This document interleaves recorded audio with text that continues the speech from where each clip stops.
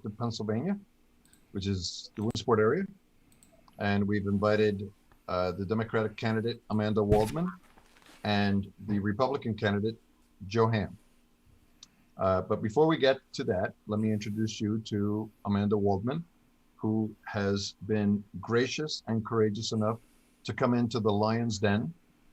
And I say that because we're all three of us are Republicans, and she has graciously accepted an invitation to come and talk about the issue. Okay, it's really not so much a debate because Joe Hamm is not here, but it's a get to know you session.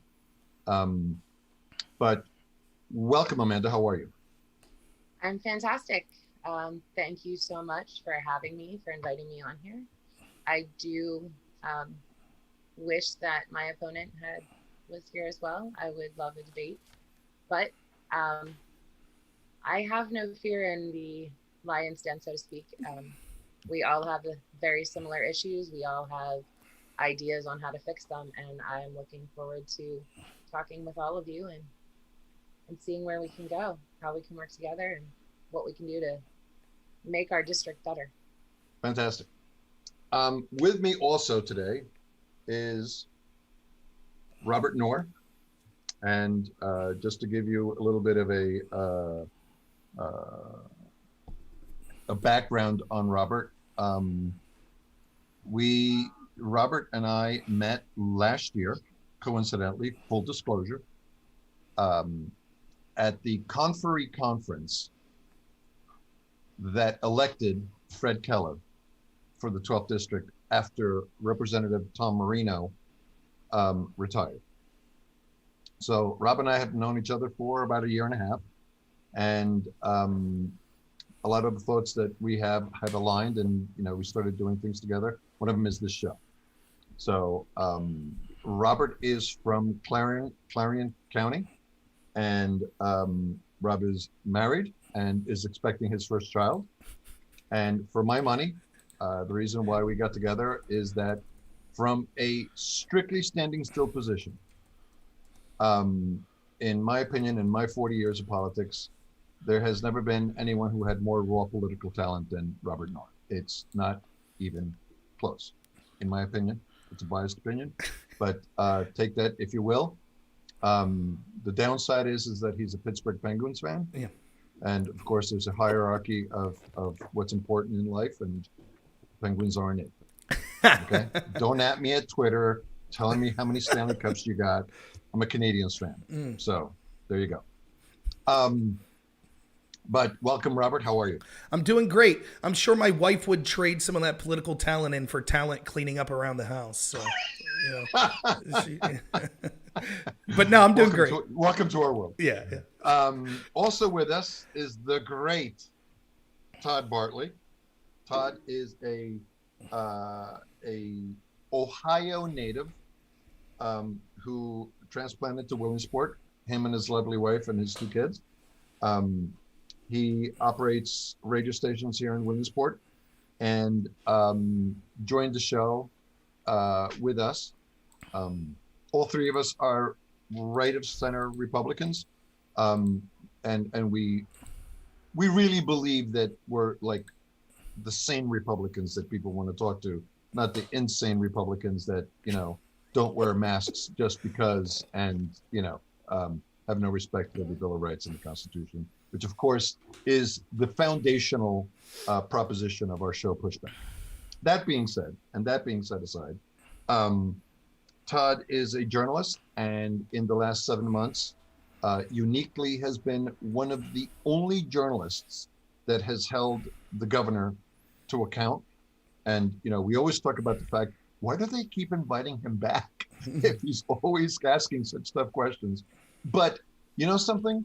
That's why Amanda Waldman is here, because I think that she understands that responsibility and accountability is extremely important, and good for Todd for being able to put to the governor tough questions that we all have, okay? Not just Republicans, but Democrats too. And Todd's been the man. I am paraphrasing Rob Knorr here, but no one in the country has had a better coverage of COVID-19 than Todd has on talkwinnersport.com. Not even close, in my opinion. Again, my opinion only, but you should check that out for yourself so you can stand on your own 2 feet and decide for yourself, okay, which is the core thing with this. Also, I should say that Todd is unique in the sense that even though he is, and his core competency is the golden pipes as a sports announcer that does baseball, basketball, and football. He is a play-by-play guy, one of the very best, ESPN caliber, world class, and but he's also a journalist. And Todd, in the last, I would say 2.5 years, Todd has been working on one of the stories that is one of the most significant stories to ever come out of women's sport, and that is a story about a sexual attack in Myrtle Beach by members of the Williamsport Area High School baseball team. And if it wasn't for Todd, we would never know. And without getting into a lot of the dirty details, thank God for Todd Bartlett. Todd, welcome. How are you? Carlos, you're very kind, but if this is indeed going to be a quote-unquote debate or a candidate forum, we have to get implicit bias out of the way first, and we have to have a full disclosure between Amanda and myself that there is indeed an implicit bias for the two of us. Yes, there is. Diehard Ohio State Buckeye fans, and there's a reason we're doing this weekend and not next weekend. Is that right, Amanda? That is exactly right. Anyway. And the effort of, complete, open, unbiased here. Robert and I also have a predilection for the same team, the Penguins. That's right. So my heart is always in Pittsburgh. Awesome. Except for college football. I won't use it against you. There's double bias, Carlos. You're on the outside looking in. I'm I- a biased moderator. I won't use it against you. So, Welcome, by I'm the now. way, Amanda. Thank you for stepping into the ring. Yes. Thank you very much for having me. I really do appreciate this. I'm now going to basically, before I give it over to Amanda so she can talk to me patiently and extensively about her and her background and how she got to this place. I live by a set of rules in my life. And one of them is a rule that I took from the 48 Laws of Power by Robert Greene, and that is that what's unsaid counts for nothing. And the reason why I say that is because there should be another person here today. And we've invited Amanda's opponent, Joe Hamm, to come on the show. Joe did not respond to numerous daily attempts on multiple platforms, and we feel that we gave him certain ample time, and he did not respond. And Carlos, in full disclosure, he has been sent the link to this show. He could join at any moment. At any moment today, okay? More full disclosure, I have a combative past with Joe Hamm. I do, Carlos Silva. And I wrote a very long editorial staging out my case against his candidacy. But for the ones that have been here and been following our show for a very long, long time, I pride myself on the fact that I'm a fair person, okay? And I would like to discuss those real things that I wrote about that editorial with him in real time. And actually, I've tried many, many times and have tried to reach out to Joe privately to try to ameliorate the situation before we ever even got to this point. For this whole entire year, I've been trying to do that. That being said, I want to tell you that, this is evidence, regardless of party, that we have been stuck with a pattern of leadership much longer than we should have, given the benefits derived from the promises that were made. And we're in a really bad place when a candidate that hasn't even been elected to office, yet acts with the arrogance of a four-time incumbent, by ignoring communications to come on our forum so that taxpayers can eyeball the political goods of what Joe has to offer to govern us effectively have been ignored. Voters want to hear how problems are solved. They don't care about anything else. Not being, and they don't want to be in political limbo because it's comfortable for a candidate because it's a safe place to hide, especially if it requires no response ability. That being said, we're Republicans, Joe, but we're not for sale. And we're not propagandists. We're Americans, and we're taxpayers, and we're voters first. That being said, Amanda, Yes, sir. tell us how you got here. Well, I never wanted to be here. I'm going to be perfectly honest. Mhm. This is not ever something that I thought I would do. I worked in Harrisburg in 2008. I was an intern. I was an intern in the Lieutenant Governor's office. Okay. Under Lieutenant Governor Knoll under the Rendell administration. Okay. I walked away with extreme respect for Representative Everett. I can say that 100% wholeheartedly. I watched him walk into committee meetings, session, everywhere in the Capitol building, and here at home at his local offices. He was always in contact with us, always in contact with his constituents.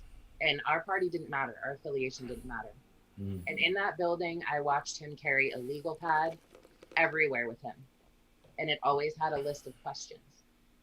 A lot of those questions were ones that had been sent to his office, either a phone call or an email, or just a constituent asking him on the street. And he took the time to ask every one of those questions, and he took the time to respond to every person. That is what a representative is supposed to do. And I might not have agreed on every vote. I might not have only, agreed with half of what he did, vote-wise. But I have the utmost respect for the service that he put in and the time he put in and the effort to really understand the job and do the job. You are not the only one who has extended an olive branch and a request for debate to Mr. Hamm. I do not have a contentious history with him. I've met him once. I met him once. I was on my way into an interview for an endorsement. He was on his way out. I've never received a response. I haven't heard from him. I haven't seen him on the street. From what I hear from constituents, they haven't seen him either. Okay. So just put that out there. I just think he doesn't want to stand up for his own record in his elected position or in his appointed position. So I wouldn't take that to heart that he didn't respond. I wouldn't expect any more from him. If I may ask real quick, if he was open to a different format to having a discussion with you between now and the election, you would still be open for that? Oh yes, I've asked many different ways. Any forum, any platform. I have not received a single response. He had agreed right after the primary. He did agree to do a debate with me, to schedule one at some point in the future, and has never responded after. Okay. So that's a great anecdote on Garth. It's not something that even I knew. And he's a five-time rep, six-time rep. Anyway, so tell me more about. Go ahead. Seeing what the job is supposed to be, and seeing how few representatives we actually have in the legislature, and seeing. I'm not going to call it corruption. I don't want to point fingers or accuse people, but the inability to lead and the inability to do right by constituents. I never wanted to go back. I told the people in my office, they joked and they were like, "Oh, we'll see you back here someday." And I was like, "No, you will never see me back here. You will never see me doing what I'm doing right now." it brings me around to why I'm doing this now. I'm doing this now because there's only so much on the activist side that you can do. There's only so much talking to people with different opinions, which is something I seek out often. It's my background is to talk to everyone. Okay. So you're social in that way. Yeah. And differences of opinions, I don't hold that against anyone. I admire that in people, and I admire people who stand up for their convictions and stand up for their opinions and their thoughts. What encouraged me to run is that we've lost the ability to talk about those things. Everyone seems to forget that at the founding of our nation, our forefathers didn't agree exactly. They locked themselves into rooms and argued it out. They figured it out. We have a country because we were capable at some point in history of civil discourse. We didn't demonize people because they had a different opinion. Right. We worked it out. We figured it out. And that's what we need. And that is not something that I see. I don't see people running with that in mind. I see them running and demonizing another group. One of the biggest accomplishments so far in the campaign is getting my yard sign in that first Trump voters' yard. Yep. Because I'm taking the time to talk to everyone. I'm taking the time to ask them how I can earn their vote. I don't expect anyone to vote for me. I don't even expect the Democrats to vote for me. I don't expect anything.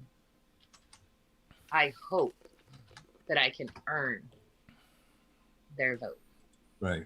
And that's the best that I can do. So That's what I think we need more of, and that's why I'm running. Great. Let's back up a little bit.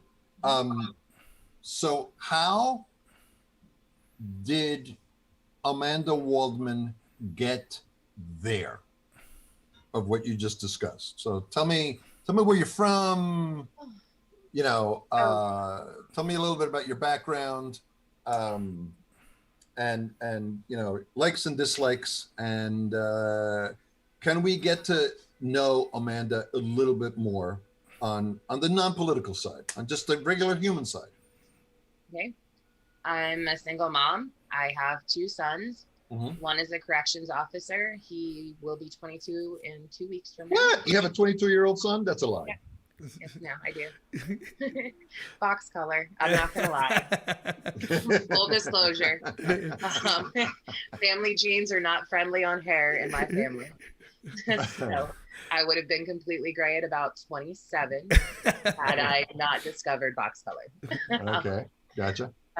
My youngest son is 15. He's currently in 9th grade. He just turned 15. Okay. I am a very moderate Democrat. I'm a Democrat, registered as a Democrat because my grandfather was. Okay. And I remember the 1980 election. Okay. And I remember as being a 5-year-old who had no idea what was going on, except that I wasn't supposed to talk when Pap was watching the news. I thought, boy, these Republicans must not be really good people because my Pap's really mad right now. And then you grow up and you realize It's a lot more complicated than that. Unless it's an election year, I don't know how my neighbors are registered. But what I do know about my neighbors is that we all have each other's backs. That we all get together and we have bonfires in the fall and summer parties, you know, all summer long. And we send Christmas cookies to each other and we get along because that's what we do. That's how I was raised. And I actually live in the home that my mom built. So I grew up in this house.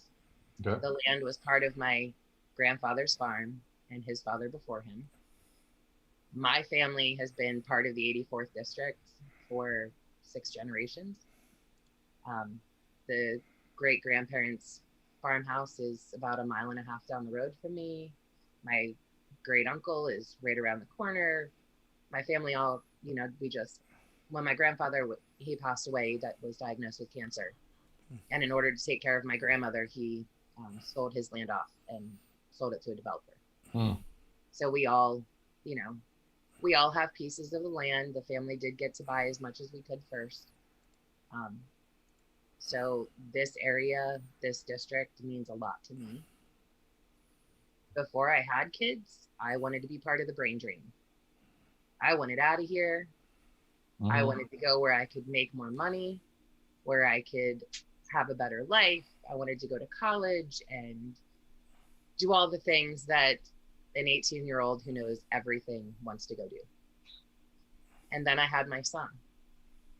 And as it got closer and closer to him starting school, to start, turning into a kindergartner and, growing too fast, I couldn't think of anywhere I wanted to raise him but here. It just happened to kind of coincide. My mom was moving. She did rent the house for a couple years, decided she wanted to sell it. My ex-husband and I at the time, we decided to buy it. Well, he wasn't my ex at the time. Right. But my current ex, we decided to buy it. He is also from here. And I think that's been one of the best decisions, is coming home and staying home. So where'd you go to high school? I went to Hughesville High School. Oh, okay. I went to Farrell Elementary School in Picture Rocks. Many of my friends are still the same people I met in grade school. So for my money, when they have the parade, so I live on West 4th Street in Williamsport, and the Grand Slam parade comes right in front of my house every year. And for my money, sorry, Todd, I love you, but for my money, no one looks better than the Hughesville High School band. End of story. Pack and go home. That's it. Sorry. Right? Am I right there or what? Point of personal privilege. They are awesome, but I do have an implicit bias. I'll just leave it at that. I know. I mean, there's only like 14 of them, so it's easy to look good. I too was a member of band. Oh, you were? What'd you play? Yeah. I played the clarinet, and then I switched to percussion. Why the clarinet? And why percussion? In elementary school, when you're deciding you want to play an instrument, your options are a little limited, or they were at the time. Gotcha. And when I actually started with the marching band, which when you're in band, you didn't have the option at the time. You were in marching band, period. Right. The clarinet was not cool. It was not cool to march. I love it. Like this. I'm walking around like this. This isn't fun. No, and percussion. That's where it was at. What's that show on Amazon? Something Mozart, or you know what I'm talking about? With the guy, it's the story of the conductor, and Mozart in the Jungle. I think it is. My wife just sent it to me from the other side of the screen.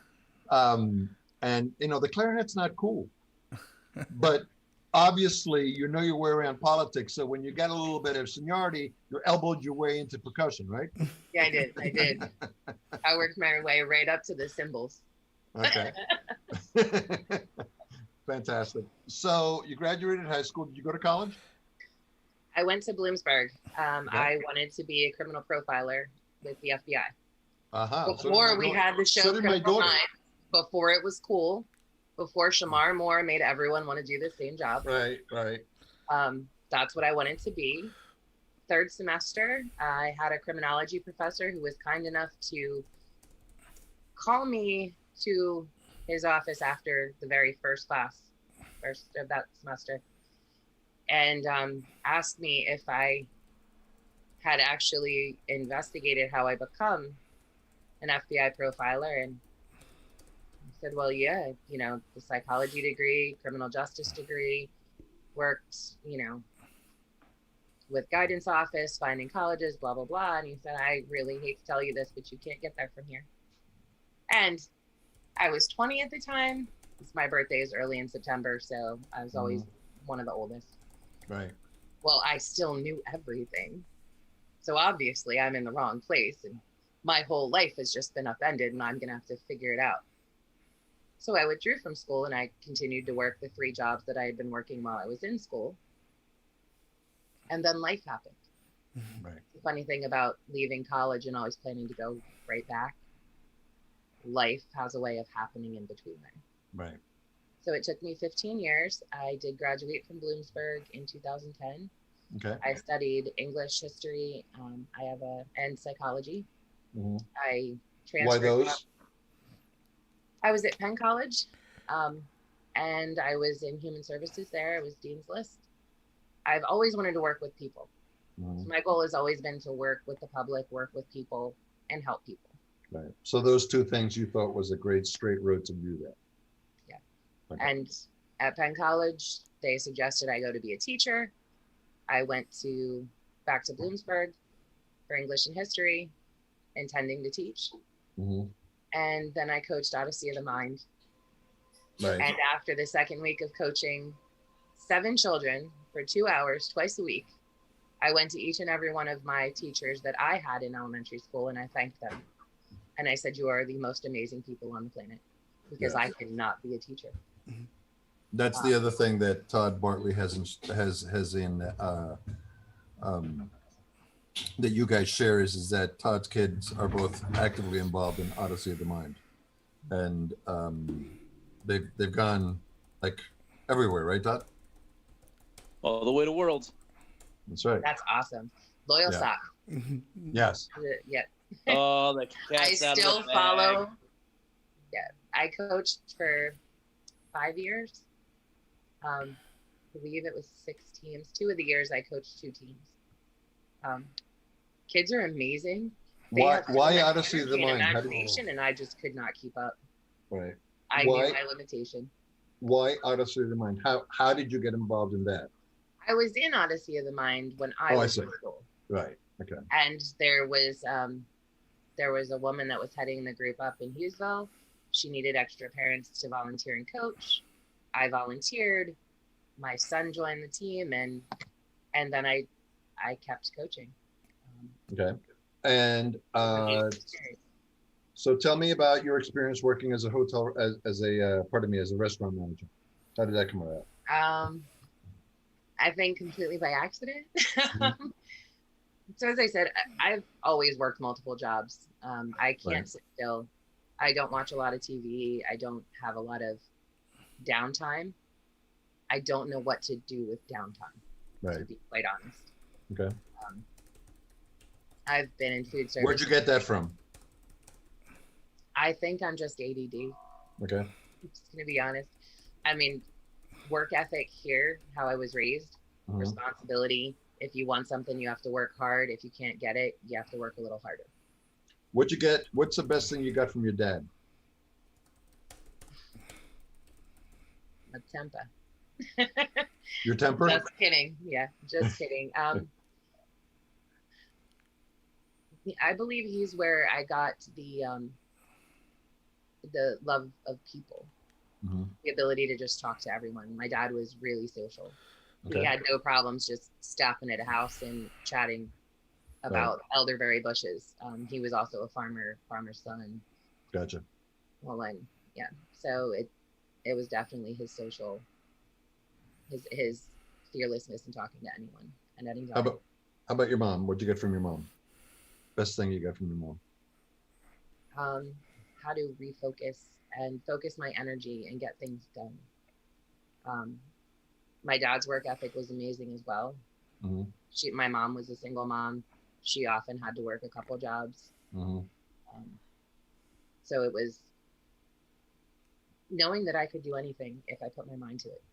You know, I watched both of my parents do that. There's nothing that they couldn't do. If they decided this is what they wanted, this is what they were doing, and this is what they had to do to get there. Aside from your parents, who's the most significant family member that guided you and you used as a role model growing up? Was there anyone? My grandparents. Yeah, they lived right next door. Our family farm burned down many years ago, but it's kind of catty corner from my property. My grandparents. So you worked as a restaurant manager for how long? I was only there for 6 or 7 months. The restaurant is now closed. I worked at the James restaurant at the Holiday Inn in Williamsport. Oh, okay. I don't know if they consider me still there, but they still consider me a contractor. We made an incredible family atmosphere there, just the employees. Right. Complete with the crazy aunt and the grandma. Right.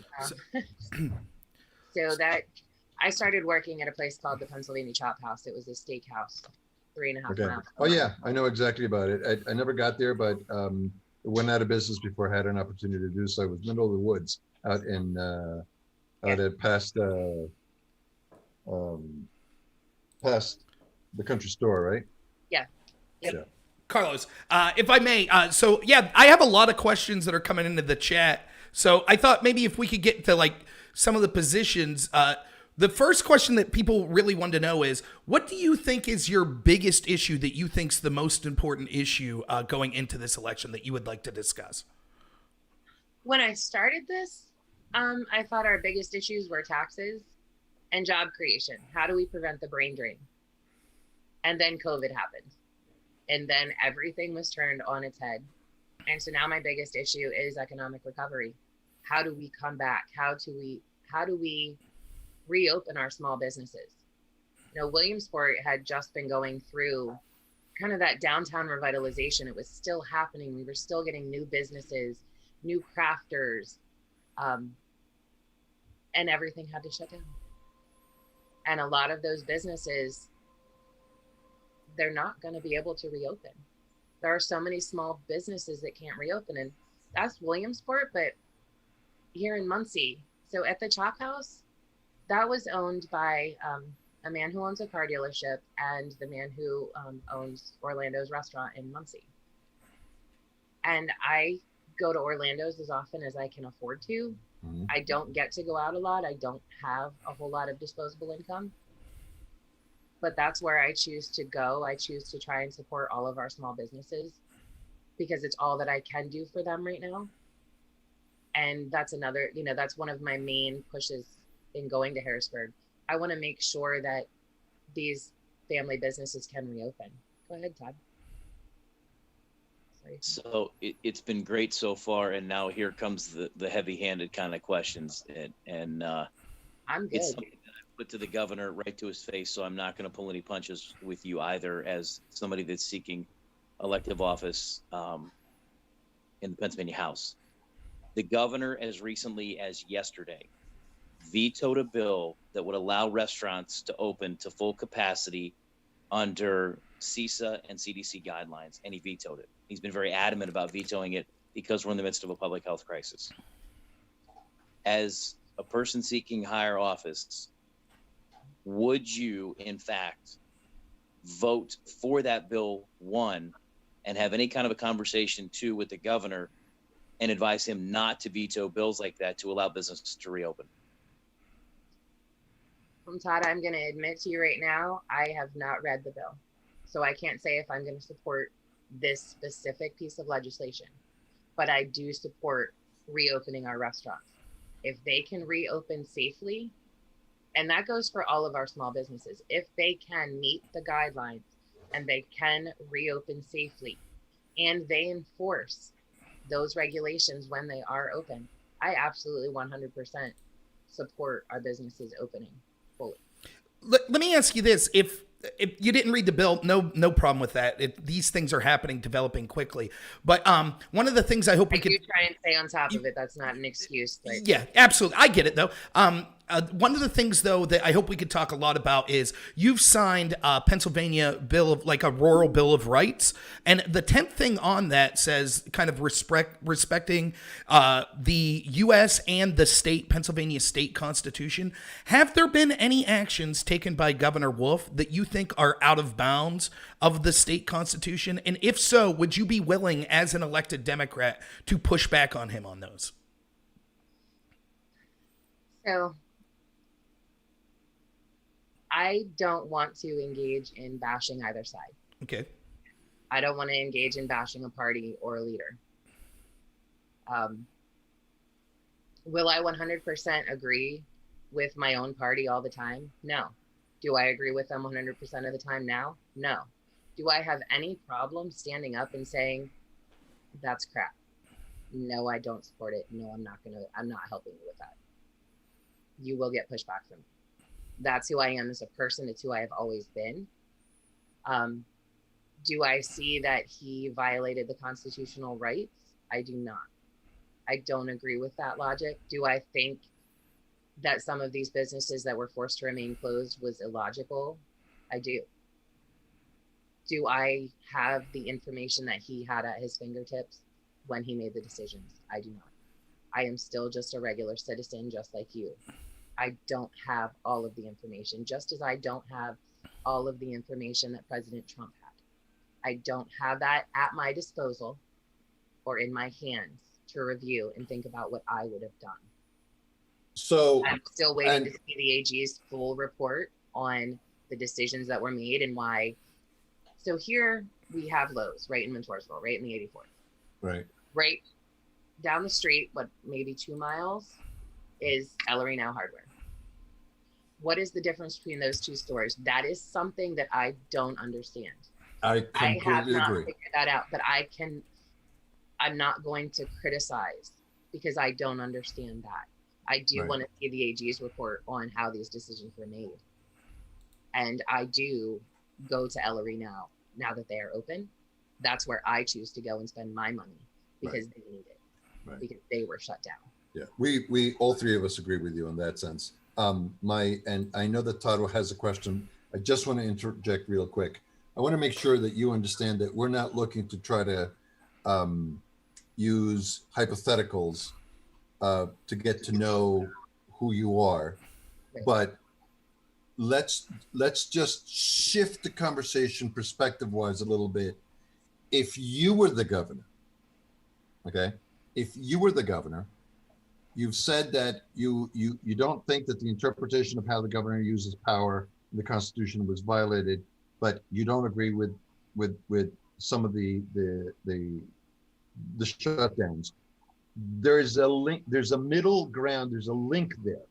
Okay, is that where you reside? Can you talk a little bit about the fact of how you would have talked to the state if you were the governor? Can you give us an insight of that? You have to go deeply. I don't need reports, and I just need 2 or 3 points as to what you thought, what you think are things that would have been different, that were important to you if you were governor.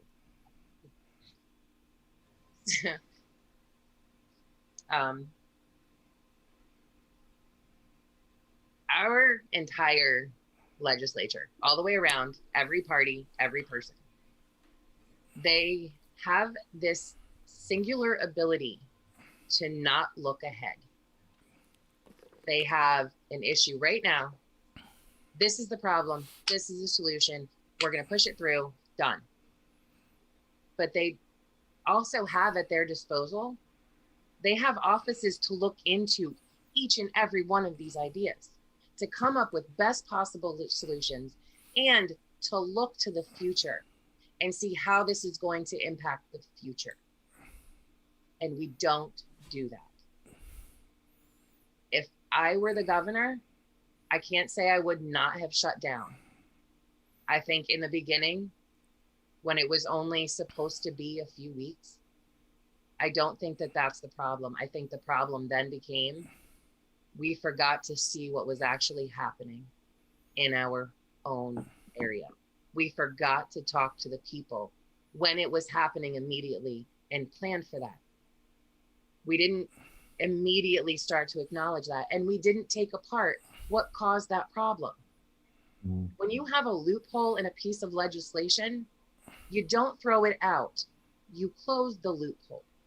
You fix the problem, and you continue to work together from there.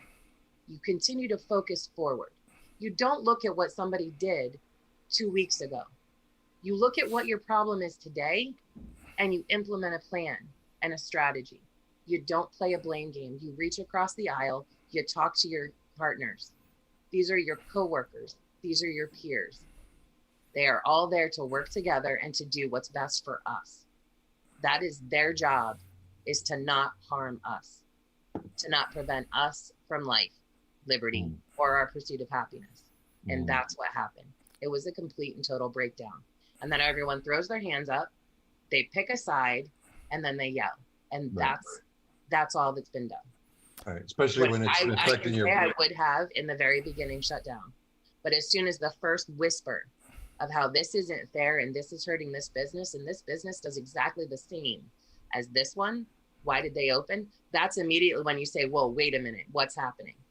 I can't blame that on Governor Wolf because there was a committee in place for that. But why didn't they immediately go to that committee and say, stop now? We're going to fix this loophole because this commission, this committee, this decision process isn't working. And we're going to make sure it actually works for Pennsylvanians. Because right now people are getting hurt unfairly. And that should have been brought to an immediate stop. It shouldn't have been, I'm going to request this, request. This required leadership. This required immediate action. And that did not happen. And I think, I'm not going to cast blame here, but I think that almost everyone would agree that there was legislative failure in the response to COVID, regardless if you're on the right or the left. So in that vein, as someone who's running to be in that body, if we're talking about a situation, you said you didn't know the information that Governor Wolf had access to. I agree, none of us did.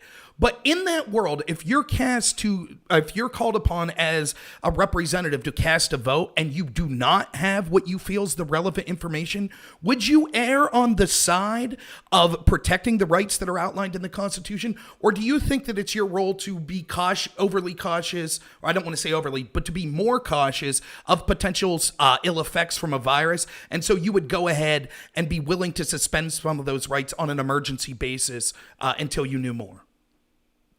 As I said, I do agree with the initial shutdown. Okay. I would have made that same decision. But I also would have acted very quickly. And I would have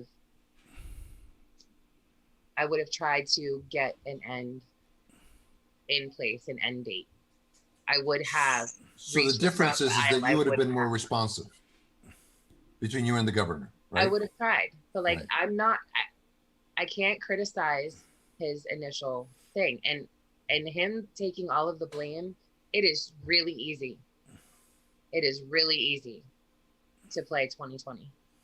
Hindsight. So before we get to Todd, this is what should have happened right. in hindsight. That's easy. Before you get to Todd, because I know Todd's going to probably follow up. I can see on his face he's dying to ask something. He's going to follow up on you, but here's That's okay. So I have two concerns, and then I'll yield to Todd. My first concern is, if you can go back and remember the trajectory of what happened in Lycoming County, and how different we were than everybody else was. What do you think you would have done based on what actually happened and where Lycoming County was with their numbers, and even Sullivan County, right, Todd? Right, just disparately different than the rest of the state. What do you think you would have done in terms of how you would have alleviated that for them, okay, based on your overall strategy of handling COVID? And number two, can you talk to us about, and this is something that's really serious, okay, because I think that the end game of the numbers and what happened, it kind of consumes the conversation. What are Republicans missing about the fact that the governor sent people into nursing homes who had COVID? Are we missing something? Because the attack, I'm sure you've heard the attack. He sent people to die into these death palaces. But what are we missing? So what we're missing? Yeah. As a Republican, what are we missing with respect to that communication and that messaging? And I guess I'm asking, why would the governor, not just our governor, but multiple governors, send people to nursing homes to die? And is that me being too rough as to exactly what happened, or is it? And this is a fair question. They just didn't know. No one knew, right? They just didn't know. And they did it thinking that they were doing a good thing, and it blew up in their face. Your thoughts? So, as far as your first part of this question with the numbers here in Lycoming County and Sullivan County, same with Bradford, Susquehanna, all those counties. Right. our numbers were very low. We're a much smaller population. We're more secluded. But our numbers started to climb as soon as we took our masks off. So that part of it, we have to wear a mask. And it's not for me that I'm wearing a mask, it's for you. And we've forgotten that part of a right. Not only do I have the right to live and to be free, you have the same rights. But my right doesn't cancel yours out, and yours does not cancel mine out. And this mask, this whole mask issue is one person saying my right trumps your right. So can I push back on that a little bit? You can, or I can continue to answer the rest of your leave it. Well, I just want to interject real quick. I'm asking you this question because I really don't understand. If it was about the masks, okay, and if we just take the 18 and under, why is it that when all of us are wearing a mask, no matter who it is, and no matter what county it is, no matter what the numbers are, why are then in 2020, why are flu deaths in kids under 18 who are supposedly be wearing a mask much, much, much higher than COVID deaths in the under 18 category? Each virus is going to affect each individual differently. But wouldn't the mask right now both? between Robert and I, and Robert, I have no idea if you have any condition. I actually have an immunocompromised condition. I have multiple sclerosis. No, I'm saying, I am at a high risk. Everything being equal without any comorbidities, just everything being equal. Okay, and a regular healthy under 18. So COVID doesn't affect our children in the same way that it affects adults. It's the biological nature of a virus. Every single virus is different. It's going to attack different age groups. It's going to attack different people. Why does the flu affect younger people? Maybe because we've been around it so long, we've come across so many of the different strains in our lives that one of those really early strains, and I am not by any means a science nerd. No, Don't take that the wrong way. I mean, we get it. It's a compliment, but that is not my area of expertise. Right. No, we get it. So this is just me wondering the same thing.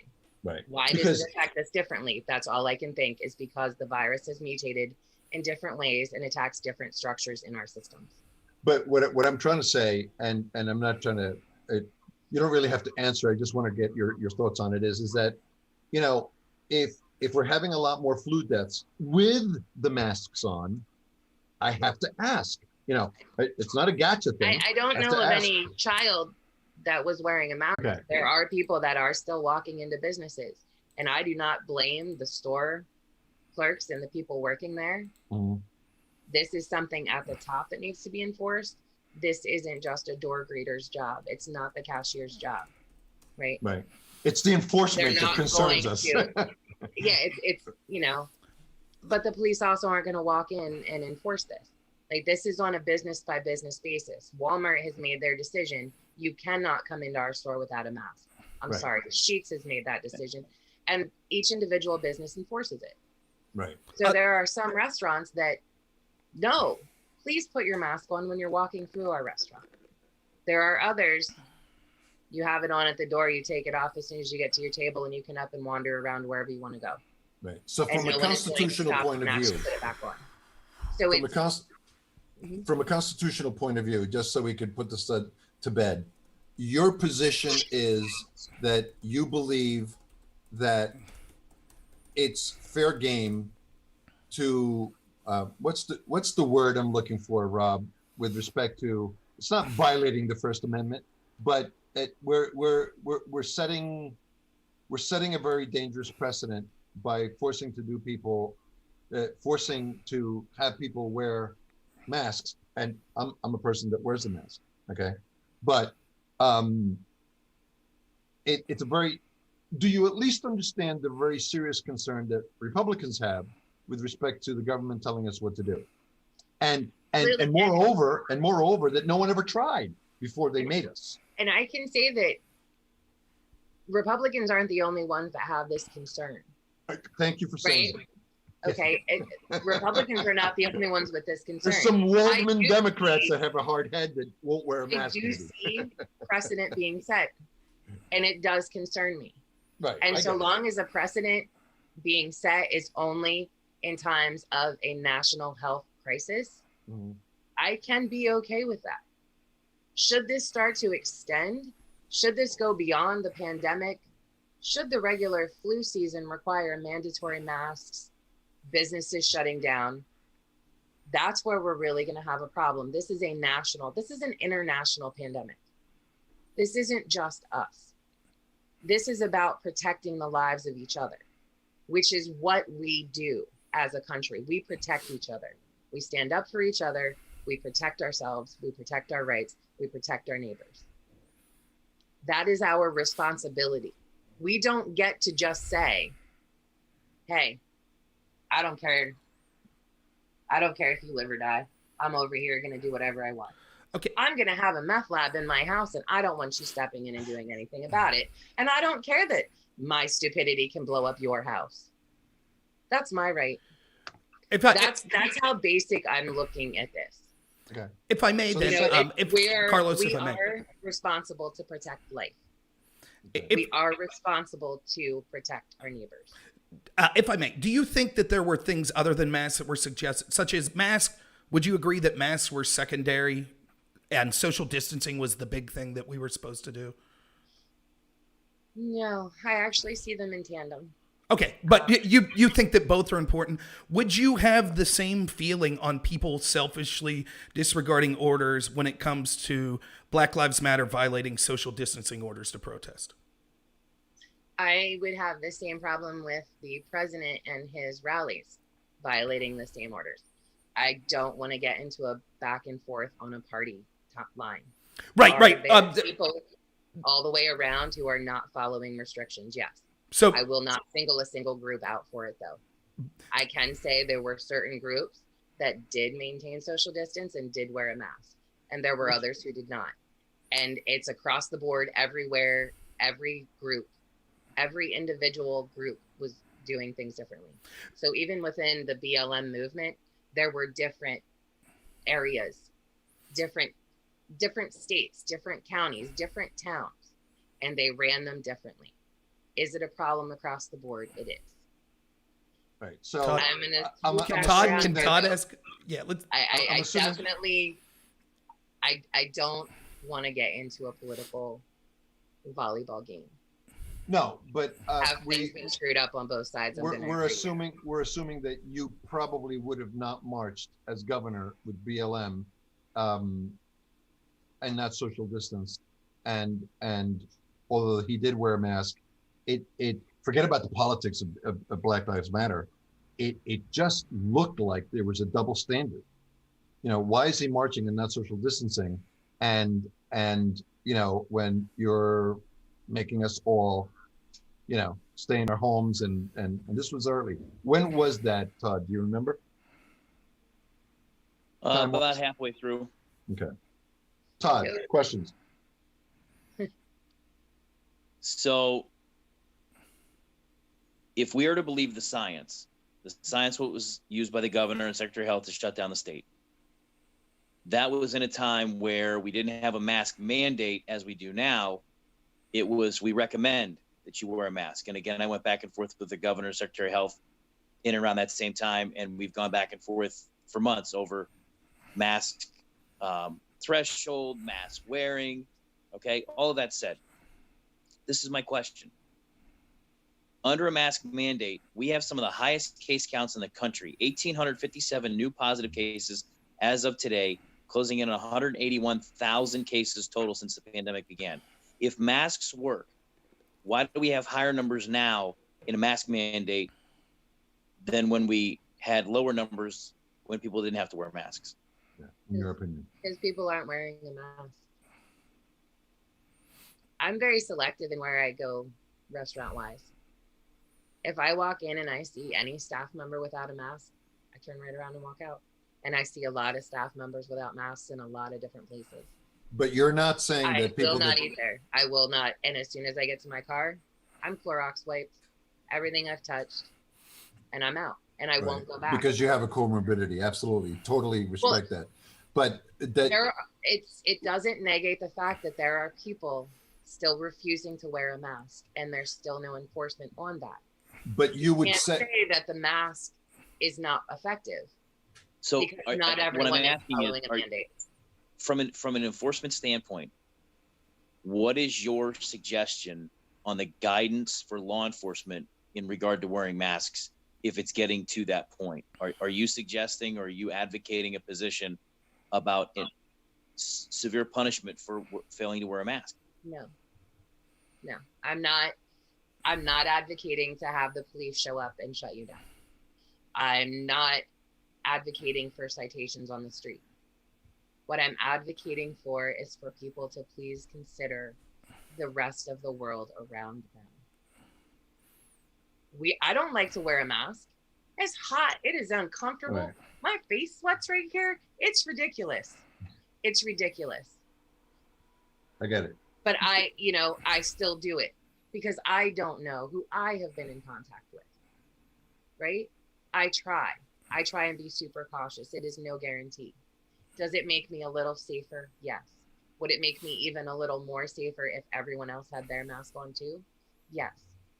And to the governor marching and the crowd of people around him, I myself have been attacked on social media for pictures of me without a mask on. Ridiculous. And I can't talk to you. One of them, I was at a restaurant taking pictures. I did a live video, the food in front of me, and scanned the room with the other candidates that I was with that day. We were eating our food. I'm at my table. Come on. Yeah. Okay, so there is that. I'm not walking through a restaurant without it. I'm not going over to someone else's table who I haven't been around. And these candidates, we have all been together a lot. Right. And we all do maintain a lot of social distance. And the other thing is, have you noticed when Fred Keller is at the grocery store, or have you seen Garth Everett at a restaurant where you're at pre-COVID? I'm talking pre-COVID. Yeah, no, they never invited us. Garth will go out to dinner, and he came to our restaurant a number of times. But the people recognized him, and it's almost this star factor.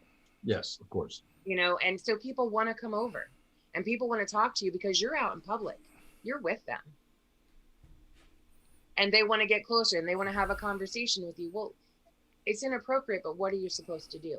And I have people do that to me, and I have to continually, and it's not a star factor with me. It's they want to get closer to talk because I'm there to talk. I'm knocking on your door, but I'm trying to maintain a distance. Mm-hmm. I'm not going to not talk to you and disappear. And I think that, be like, look, I'm just going to keep trying to keep my distance as much as I possibly can. And I think that's clearly a different situation. There are certainly people on all sides that are trying to get gotcha moments. So I'm not really. My stand on this is personal responsibility. Right. Okay. So each of us has a personal responsibility to follow the mandates, to follow the rules. And so given that stomping and acting like 2-year-olds, right? For God's sake. So given I'm that, tired of seeing that, and I'm tired of it on all sides. Right. That is not a political party statement. That is all the way around. Please start acting like adults in public. Okay, so given that, and that you're not actually advocating like enforcement via police or anything, I think that something we could all agree on is we need people to be willing to believe the experts if those experts are correct. And one of the ways that we could do that is by having our leaders model that. So given that, just a quick 2-part question. One, what do you say to people that feel on both sides that they've seen examples of the other political party ignoring these orders? So why should they follow the orders if leaders and the opposite political party is not following the orders? And second, would you be willing to call out your colleagues, if you're elected, if you see them behaving in behaviors that you think, even if they're on your party, if you see them behaving in behaviors that are modeling bad behavior regarding masks and social distancing? Yes. I am very skilled at the calling out bad behavior where I see it. You would ask very early on. I didn't mean to interject. It must be a Buckeye thing. I'm sorry. No, it's the mom voice, don't go into the mom voice. I do. It's kind of scary. So, at least I'm told by my kids and a couple of my staff, Um, you would ask one of the things that I'd gotten from my father, and that is one of them. Mhm. I don't take BS well. Right. I Good. don't We like lie that. to me. Don't look at me in my face and lie to me. Right. Because if you think I'm not going to call you out, you're wrong. Right. So- I don't care about a political party here. I Right. don't care who's in the wrong. And I have asked people in public to please put on a mask. I've been in a convenience store, one person. She's the next register open, refuses to put her mask on. And she's like, I can help you over here. Come on over. And I'm like, hi, you No. gotta put that mask on. Like, I don't know where you've been. Right. It's the truth. And otherwise, I'm just gonna stay in this line here. Thanks. So I mean, I got to ask you, Carlos, if I may.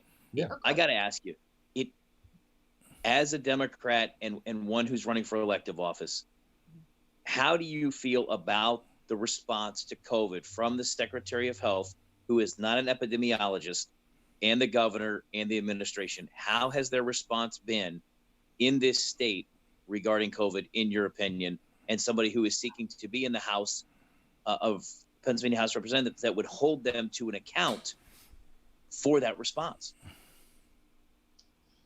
I believe that they did what they thought was right at the time. As information comes in, we all have the benefit of hindsight. As you get something new piece of information, you can then adjust your course. And I think across the board in the entire nation, that has been what's happening. Right. As we get a new piece of information, we act on it quickly. We don't take a pause. We don't take a moment. Maybe we need to. Maybe we need to start looking at the whole picture. Maybe we need to say, look, here's what we've been doing. What additionally can we do? What is the science on this? Because the science is studying this virus extensively. They're watching how it mutates. They're watching how it spreads. Maybe that's what we need to take into consideration. Like, at this point, there is now a pattern of behavior in this virus. There is a pattern of change that we should be tracking. Maybe we can guess what's coming. Maybe we can look a little further ahead. Maybe we can say, look, this has become airborne. This has really become airborne now. Right. You know, like, this isn't just maybe it is airborne. It's a definite. Right. Yeah. What can we do? Yeah. The Taiwanese I said that back in December. But one of the first things we did in this state, leading the nation, that we've never done in any response to any other virus or any other pandemic in the history of the world, was lock everything down, and then the new threshold became a vaccine. What's your reaction to the lockdowns and then moving the goalpost so far to a vaccine that there was no end in sight for months from this administration? It's not quite correct that we didn't have shutdowns prior, because during the Spanish flu, during the flu pandemic in 1918, there were shutdowns. Not on the scale we see now. We were not a globalized economy like we are now. We were not as heavily involved in everything as we are now. And there were not nearly as many of us then. Mm-hmm. There are still stories. There are a few places that they completely shut their town off. There was no travel through it. They were scared. They were not allowed, and they had 0 cases because they kept it out, because they shut down. So there is a precedent. There have been shutdowns. But in 1918, people were mad about masking then as well. There are all kinds of archived newspaper articles, and they said I studied history. It's one of my favorite things, and I swear Pence's fly is in my house right now. It's just hit me in the forehead. It's how we respond, and we have the ability to share knowledge so much more quickly now. We could have planned ahead if we'd had a few more weeks' notice. Right. If China was a little more open about the fact that they had this problem and had been more vocal and saying, hey, crap happens, but get ready. Right. We would have had the opportunity to plan ahead and maybe prevent it from getting here to begin with. Maybe we could have quarantined our ships. Maybe we could have quarantined flights. Maybe we could have prevented it. That's what we did with, was it SARS? We did it with the Ebola. We had warning. We had no warning this time. So we can second guess every decision that's been made, or we can just accept the decisions that have been made and we can make better ones now. So you're saying We that have you a could, lot more information and we can make better decisions and we can look at a lot more and we can actually focus on the problems. so you're saying that you would cut through, that you would cut your leadership, your style of leadership is defined by the fact that you would cut to the chase, you would be honest at all times, and the leadership would be solving the problems, not the politics. Is that what I'm hearing? Yes. Okay. Leadership involves people. And so Good. if we, yeah, and so like trying to move on to other topics, I know what you isolated as the big issue here was the economic recovery as a result of COVID. So putting aside what we did to response to COVID, just a question and then a quick follow-up. What would be your specific plan to work with local business leaders and local people that have struggled because they lost their jobs? What are you doing now if you're elected to try to help those people recover economically as best as possible? Okay, so here's where we come back. You guys had so graciously asked me for a few topics that I would choose to speak about. One of them being minimum wage. Another would be economic growth and job creation. Mm-hmm. Reopening from the pandemic is huge. We don't have, the working middle class and the lower class, we don't have much money at our disposal. The lowest income and these minimum wage jobs with COVID suddenly became essential workers, making $7.25 an hour, $7.50 an hour. Sometimes some of them are lucky enough to already be making $10 an hour. If you don't have money to spend in the good times, what happens in the bad? So it's up to us. As I said, I go to my local businesses when I can afford to go out to dinner. I will hit up a local restaurant and not a chain. I won't go to McDonald's or Wendy's or Burger King. Not because, they don't need business or there's anything wrong with them. They're not a small business, they're a franchise. And they have a heck of a lot more money than Orly's or Haywood's or the Silverthorne Tavern. Mm-hmm. Those are the places that need our help. Those are the places I'm focusing on myself. I'm fortunate I have a job. How about the people who don't have a job? How about we need to actually fix the unemployment system because there are still people who haven't received a check since March. I haven't gotten an answer on that. I don't even know who to ask at this point because I've asked everyone. Why is that still a problem? Why are people still not getting paid? To build businesses, to bring them back, they need money. We need money in order to make that happen. So the simple economics of this, we raise the minimum wage. First and foremost, needs to be 15. That is an actual living wage that gets you just above the poverty level. Literally right at poverty level. We shouldn't be paying people 50% of what the poverty level guidelines actually are. They should be above poverty level. We have allowed businesses to make that decision and corporations to decide that we trust them to do the right thing, but they haven't. Have they? If I don't have money, I can't support my local businesses. If I can't support my local businesses, they can't support their suppliers. Their suppliers can't support their suppliers, and so on and so on. When supply is unequal with demand, when you have a higher supply than demand, what happens? Everything stops. Prices go through the roof. When you have a continual demand for product, supply continues to increase to meet the demand. If no one has money, how do we do that? And I've already said I agree with reopening businesses if it can be done in a safe way. We haven't seen a lot of businesses open to 100% capacity that have been safe. There are some businesses that were able to remain open. They didn't do it in a safe way. We're now paying for that. They didn't enforce anything. One of the concerns I hear from people that own the very types of small businesses that you're talking about is that if minimum wage increased to that much, they would no longer be able to pay their employees that because they're so close to the margin. How would you help out or assuage these fears from business owners in small local mom and pop shops that are afraid they wouldn't be able to pay those wages?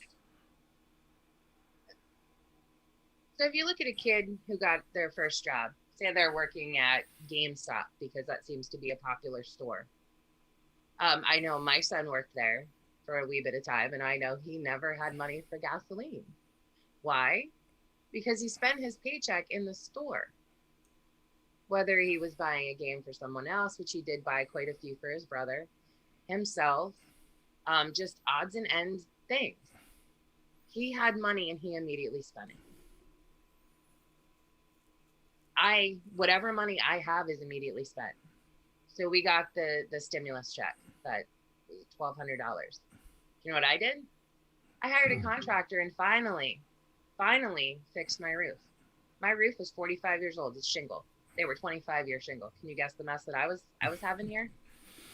But I didn't have the money to go and hire a contractor. I actually had to make a plan to save that money over a period of time. I immediately put it right back in the economy.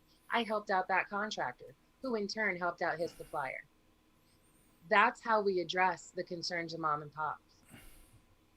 I can't go to your store right now because I don't have the money. But I am speaking for a vast majority of the people in this district. We don't have the money to go do that. But as soon as we do, and I can guarantee you everyone has a tiny to-do list. Everyone. Unfortunately for me, my honey-do list falls directly on me. I'm it. And that list doesn't get any shorter. For each thing you fix, how many times have you seen that? For every item you fix, you have 2 more to do. Every time. That's the same as everyone in this district. And if they don't have money now and can't afford it, then you can look at your profit margin right now and you'll be like, oh, I can't afford to pay my people that. But if everyone is making that, they do have the money to go do these things because they figured out how to stretch every penny that they make now to get them to their goal. You increase their income and they can be like, wow, I can actually afford to buy drywall and fix this wall. Buy the new wood to fix my deck that's starting to fall off my house. Replace the roof on my house. No, I'm bringing the deck up as a thing. My deck is not. But you know what I mean? Like, Yep. You know, and this year, first time ever in the entire 15 years I've been here, like owning this home, I didn't have to replace my lawn tractor. I didn't have to take it to the mechanic and have it fixed so I could actually mow my lawn. Mm-hmm. This was the first year ever. I was so excited. My neighbors were shocked. I beat them all to mowing the lawn. It's a big game.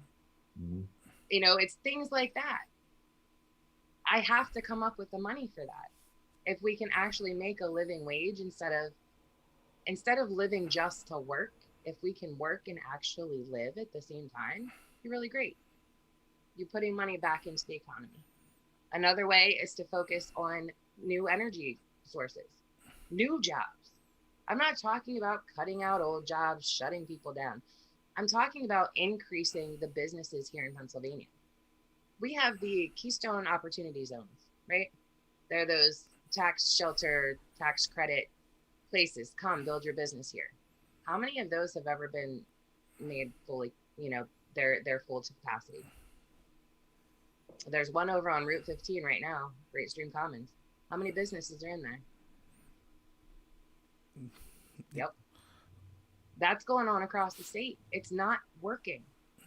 It's not working. Do you support? We have to continue to work and find a way to bring them in here. You raise wages, and in the 10 states around us that have raised their minimum wage, they have seen an increase in business. And just one city that exemplifies exactly how this works, Seattle. Seattle created their own housing crisis with this. They were just an experiment within a whole state. They did it first. And business went through the roof. New jobs, new businesses, constant growth. Mom and pop stores are doing great there. Todd? So ShopVac, speaking of jobs, just closed here locally, and that's one of the largest employers in Lycoming County. Now you have a bunch of displaced workers that are looking for, any type of work, let alone manufacturing. What would you do as an elective state rep to bring jobs back, specifically manufacturing, to Lycoming County in the district? So, advanced energy. We can start expanding our infrastructure development project. And that's not just road work, bridges, things like that. That's expanding our network. We need rural broadband in the worst way, and I'm really surprised mine hasn't cut out on you yet, because it typically does. I've got about an hour where it's good. But it's also electric vehicles. It's expanding the grid for the vehicles that are already electric. It's bringing in, bringing in all of these other types of industry. So right now we have Act 129, it's our energy efficiency programs, and there's an artificial cap put in that. We need to remove that cap. We need to allow businesses to expand, to become more energy efficient, because energy efficiency for a business is lower overhead, lower cost, bigger profit. It's the same on residents, you and I. If we can decrease the cost of heating our homes, cooling our homes, our electric bill, that just expands our disposable income. It gives us more buying power in our community. So we need to focus on that. If I can, your second, you just mentioned this, on your Rural Bill of Rights you signed, the second issue was broadband. Can you speak to just a little why that's an issue so important to you?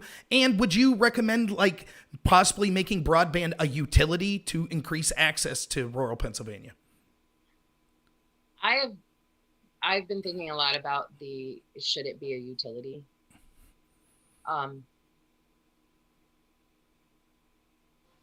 Our utility companies, I have a rural electric cooperative.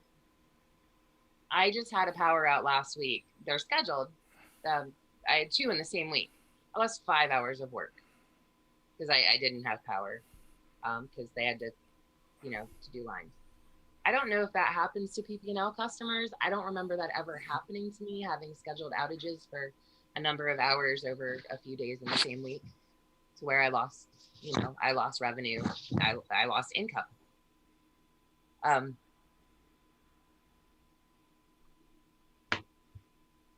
But the need for broadband, all of our kids just were sent home in March. They had to come home and do online school. How many of those kids didn't have broadband?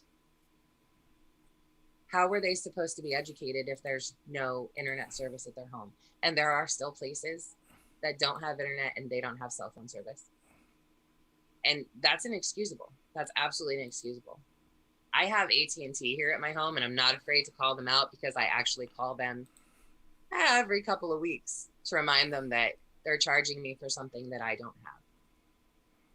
They keep forgetting to take stuff off the bill because they convinced me that I would have exactly the same coverage as I had with Verizon.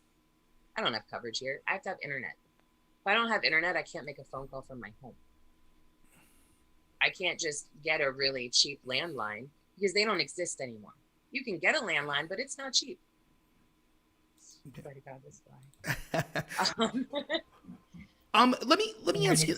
Our farmers need this too. There are options for them. They can be doing things online. They can be reaching out to suppliers, to buyers, and they can if they don't have internet. And our rural communities don't have reliable internet. It's costing business. Go ahead, Todd.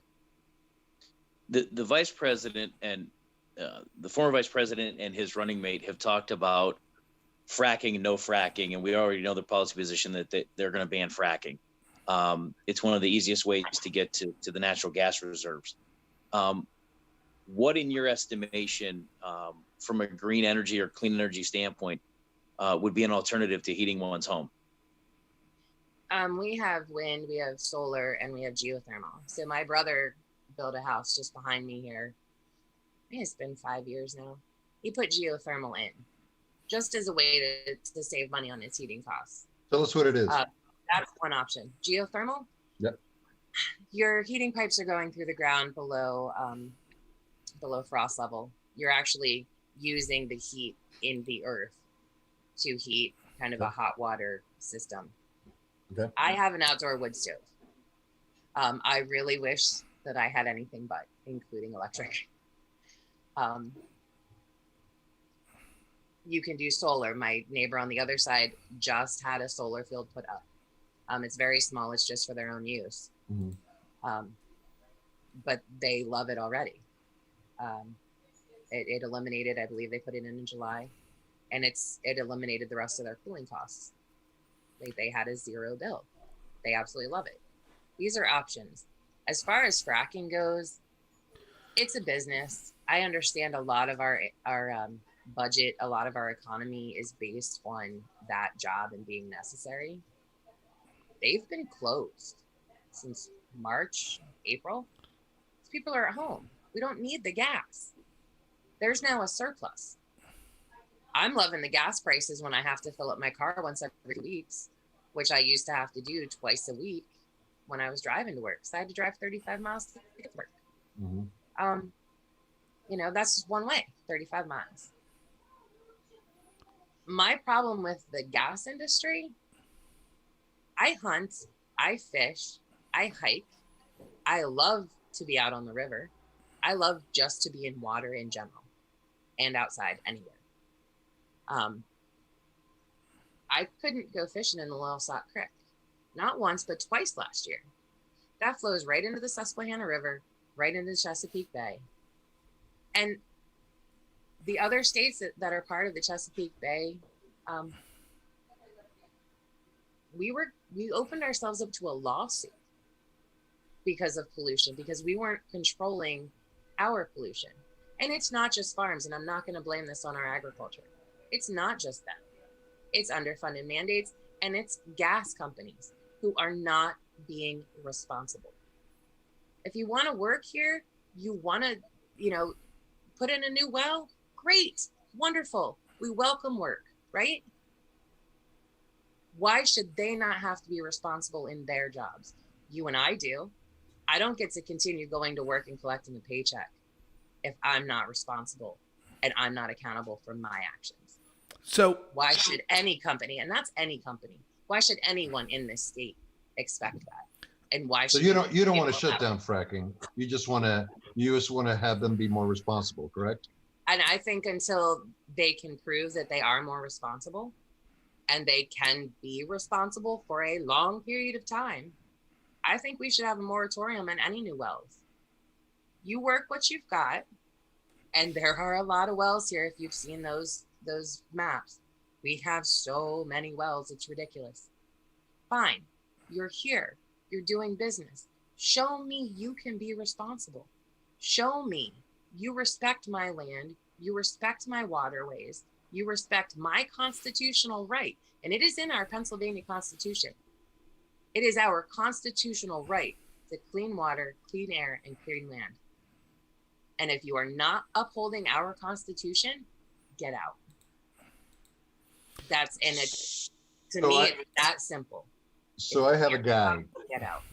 I have a fracking guy, and I talked to him about fracking in preparation for this debate. And you know what he told me? He said that the biggest problem isn't so much per se the pollution.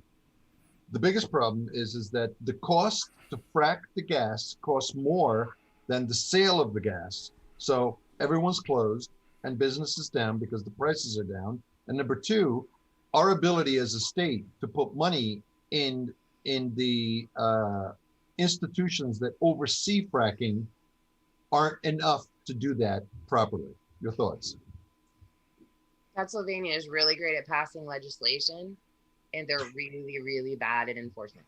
And that's funding it, right? across the board at everything. Right. That's everything. Right. So what would you do as a representative if you wanted to propose a severance tax law, because there isn't a severance tax, to maybe, so what would you do with the rest of your colleagues in the legislature to try to get a severance tax law passed to be able to get some of these problems solved? How would you do it? And how would you use the money? How would you use the money afterwards? So the severance tax, this is something that I get a lot of pushback on because I don't like many of these severance tax proposals out there. Okay. I certainly do not want severance tax money going to schools. Okay. Why? Because impact fees, that's what we currently have. It's the impact of the drill on the land. Right, right. And the severance is severing the resource from the land. So our impact fee goes to roads. We were just talking supply and demand, simple econ. If there's no demand, we don't need to increase the supply. Mm-hmm. We're already over, we already have too much. Right. It's just going to sit here until it gets used up. Right. Until we start to balance that again. And that's where we have to come. We have to get back to a balance. So that's why right now they're all shut down, because we have such a supply and the demand is so low. Right. It'll eventually start evening out. We will go back to work. We will start driving again. Some of us. My company, we're all at home now, permanently. Right. Great and not at the same time. Robert yeah. and Todd, any more questions on fracking? No, I wanted to try to be fair to you, Ms. Waldman. The issues that you outlined is very important. One of the big issues that you said was healthcare. Can you just give us an overview as a representative, what your plan would be different from the status quo with healthcare for Pennsylvanians? Before you do that, though, I'm sorry, Rob, I do have one question on $15 minimum wage that I wanted to refer to, and then you can go to healthcare. I'm going to be very honest with you, Amanda. It scares the crap out of me to hear the words you said, we have allowed them. And I'm assuming when you say that we have allowed them, you're talking about market forces. So can you tell me how we go from a minimum wage that's below the poverty line in the Williamsport area, which is 26 and change, to $15 an hour for every single person that's making minimum wage, to then make $5,000 more than the median poverty line or the median income in Williamsport. So the median income in Williamsport is 26,000. You're proposing that every single person that makes minimum wage make 31,000 right off the bat. So how does the government allow market forces to do anything, or should, and why should they? So right now we trust businesses to pay fair wages. Am I incorrect in that? Do you feel that as a society we have faith that a business will do right by its employees? We have faith that people voluntarily enter into contracts with businesses and that they exchange what the value for those services will be. Right. Okay. I look at it as we believe a company is going to pay a living wage. And that before they give a giant bonus to a CEO, they're going to make sure that their employees who earned them that money are going to make a living wage. That's my understanding of this. That's how I look at this picture. So one giant in the news all the time for not doing this corporation, Walmart. Walmart's employees also need to be on assistance.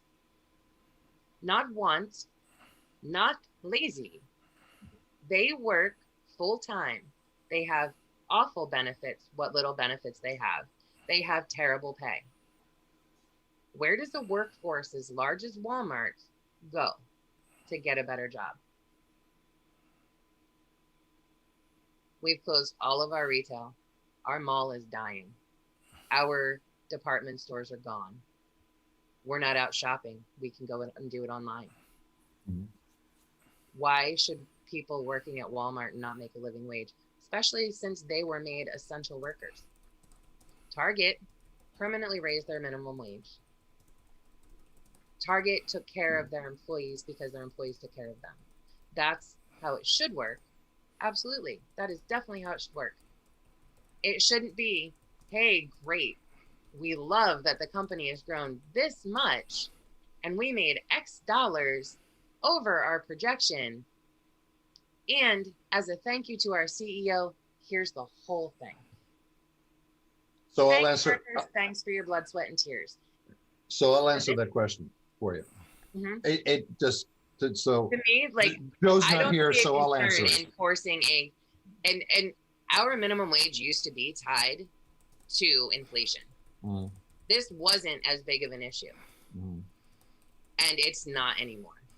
Costs are continuing to go up, and we aren't coming close to being able to afford that.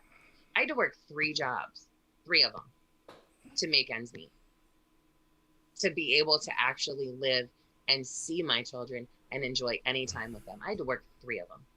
I'm a single parent. I know that's my choice. I'm single, whatever. No, I get it. So, but I should never have had to work 80 hours a week just to break even. So here's my question. Let me posit this back to you. Joe's not here, so I'll be Joe.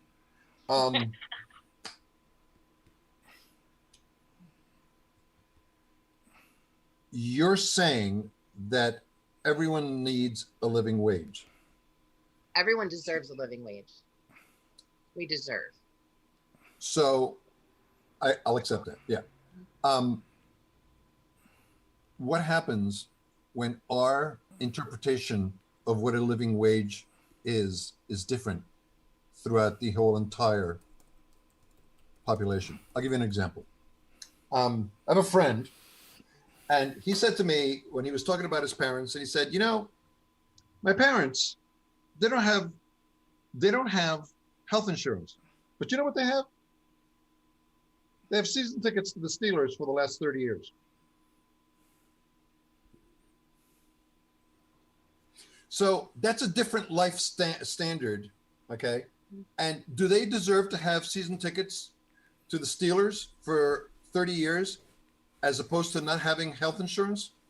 So, and that's just one case, okay? So that person be able to have $15 an hour, where the other person who's responsible, like the other person, like Amanda, who's responsible, who has kids, would buy insurance first. And I don't know you, but I think you'd buy it, right? How do we reconcile those things? It's not, when I say a living wage, it's not to what I really want to do every day. Like, it's not to all of these extras. I would love to buy season tickets to Ohio State. I can't do it. I can't do it. And once in a while, I'm lucky enough to be able to buy the ticket to the Penn State Ohio State game. But you hear me though, right? You hear what I'm saying? Yeah. It's a very difficult thing to do. But a living wage is actually, it's just the wage that I need to just pay bills. I know the problem is living wage is my mortgage, food. I get it. I do. I really do. But our problem ideologically is that we can't allow market forces to do anything. Market forces are what they are. So what's the middle ground in your opinion? Let's just make believe that there's a middle ground, and then we'll move on because I want to talk to you about taxes. But so is there a middle ground for you in terms of, because I think the Seattle thing, right, Rob, started at 7:15 and gradually graduated to 15, correct? Yeah. Okay. When did it start at 7:15? 2014, 15? I'm not sure. I'm sorry. I should take that back. I'm not sure. I think it ends in 2021 at $15 an hour, but there's a gradual thing that goes up. And how does that work in Williamsport? When everyone starts making $15 an hour, but there's no growth and commerce to support that. What happens then? Well, we have to focus on attracting jobs. So what comes first? We can't throw our hands up in the air and just, No. I'm not saying that. I'm not saying that. But what's the difference between your plan and the Chamber of Commerce's plan to try to get people into the area? Because I hear what you're saying. If people came and there was more commerce, then we would be able to support that. But what if it doesn't? And someone loses their livelihood because they could have operated at $7.25 an hour, okay, and they can't operate at $15 an hour without that CEO that's making millions.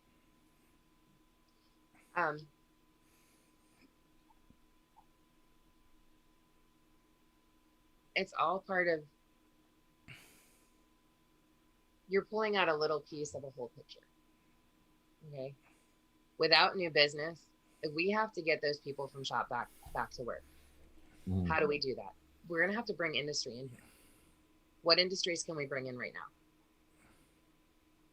Who can come here right now? People that believe that we have the infrastructure to be able to start on day one and be profitable. So that's right market now, forces. One of the few industries that can come in here right now is marijuana. Okay. We can legalize marijuana and we can use those revenues. We can use that revenue in our tax base. That is one way to increase it. We can get that was one of my questions. That was actually one of my questions. So that is one way. That is just one industry right now that can come here now. Okay. With an increased tax revenue, we can start creating those infrastructure jobs. I can't say Pennsylvania can't just start handing out blank checks. We've been doing that long enough. Right. We have to start paying off our debt. We need to start putting money back in. We can't continue to give out billion-dollar tax credits. We can't do it. So you would support a movement to legalize recreational marijuana to create an economic boom in Pennsylvania, is what you're saying? To create more jobs, yes. Okay. And what is the model? What is the model that you would use in other states? From what other states have you seen that work that you would apply here? Washington, Colorado, California, they're the three biggest. And what are the one or two things that you have seen in those plans that attract you? Like, can you just give us one or two details as to why you think that's a good idea to implement those plans? From them, it's the tax revenue that they brought in to begin with. From the marijuana? Yes. Okay. So, okay, I'm going to go backwards a little bit. Pennsylvania lost $3.9 billion in tax revenue in the past 12 years because we give tax credits, tax breaks to corporations. We don't get that. Our taxes go up because that money still has to be spent in our economy. It still has to be spent for our services. So we've taken that so that corporations don't need to pay that and put it on us. And I think all of us on here, I think we're regular people. I mean, unless I'm wrong and one of you, like you're in that top 1%, and go you. I think Rob secretly is. Yeah, but, right. You know. Yeah, I wanted to ask earlier, his background has changed. It's missing the wood and the flag, and I'm a little upset with that. The baby got my room. Me too. Yeah. Me too. Thank you. So $3.9 billion in tax revenue. What could we have used that for?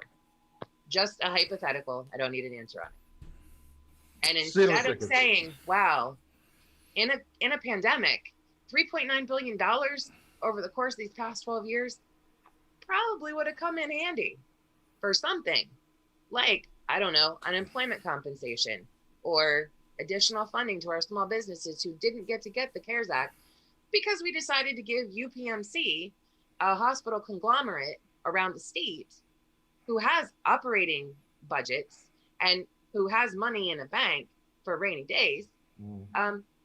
We gave him $41 million.